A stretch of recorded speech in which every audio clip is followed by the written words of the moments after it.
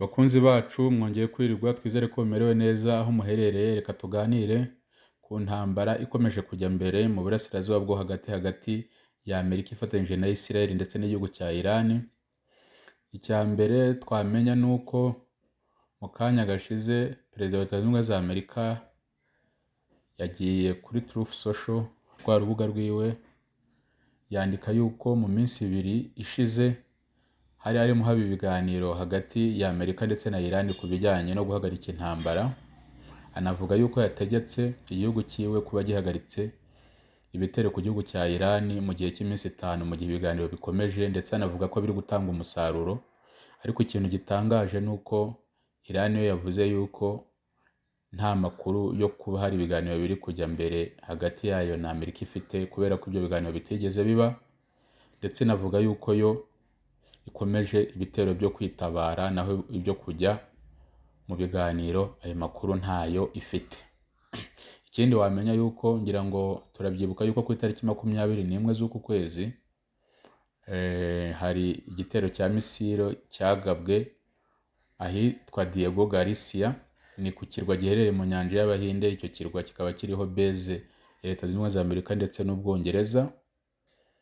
Icyo gitero rero byavugwaga yuko ari Iran yahagabye icyo gitero cya misile ebyiri, ariko amakuru aragenda ahindagurika nyuma yuko uyu munsi hari umusirikare umwe wo muri Iran wemeje yuko Iran itigeze ihagaba igitero cyangwa se itigeze ihatera izo misile, ahubwo bavuga yuko ari uburyo bwo kugira ngo ni uburyo Israel irimo ikoresha kugira ngo yereke Uburayi yuko nabwo bugeramiwe Iran ishaka kuzabutera, cyangwa se ifite misile zagera ku Burayi, bityo Uburayi nabwo bubone yuko bukwiye kujya muri iyi ntambara kugira ngo bubafashe kurwana na Iran.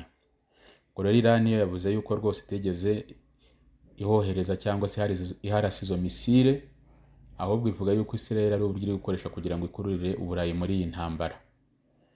Ubwo rero nyuma yuko ayo makuru ya mbere yatubwiraga yuko ari Iran yaharashe, none Iran nayo igarutse itubwira yuko atari yo yaharashe, ahubwo ko ari igitero cyangwa se ari uburyo Israel iri gukoresha kugira ngo Uburayi nabwo bwisange muri iyi ntambara, cyangwa se Uburayi bubone yuko no mu bihe biri imbere Iran yamaze kugira ubushobozi bwo gukora misile zagera ku Burayi cyangwa zarasukwa ku Burayi, bityo Uburayi bubone yuko Iran ari ikibazo ku mutekano wabwo, bwe gukomeza kwanga kwinjira mu ntambara.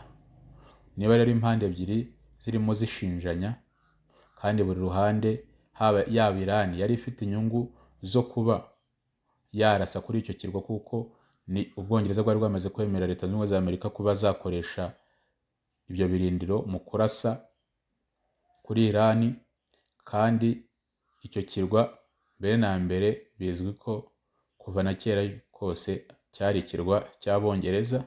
Iran rero yashoboraga guharasa mu rwego rwo kugira ngo yereke Abongereza yuko yanageza ibitero aho ariho hose ku Burayi, mu gihe Uburayi bwaba bubaye imvano yo kuba Iran yaterwa. Ariko nanone Israel nayo wajya kureba ugasanga mu by'ukuri nayo yaba ifite inyungu mu kuba yarasa hariya, kubera ko Uburayi bwakomeje kwanga kwinjira muri iyi ntambara mu buryo bweruye cyangwa se mu buryo bugari.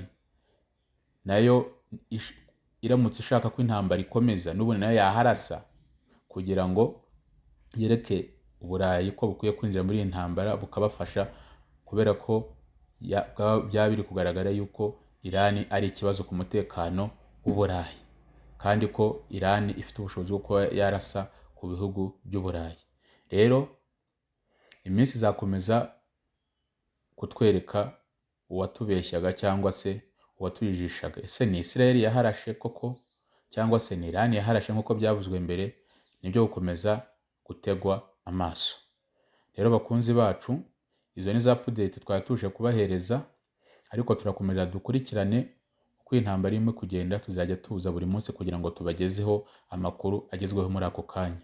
Reba niba warakoze subscribe kuri iyi channel, uhita uyikora niba utarayikora, ariko kandi ujye uduhereza n'ibitekerezo byawe ku biganiro tukugezaho. jya wibuka gukora share, uduhe na like kugira ngo dukomeze tubane kandi ibiganiro byacu bikomeze bigere kuri benshi. Amahoro y'Imana akomeze abane nawe mu biganiro byacu bikurikiyeho.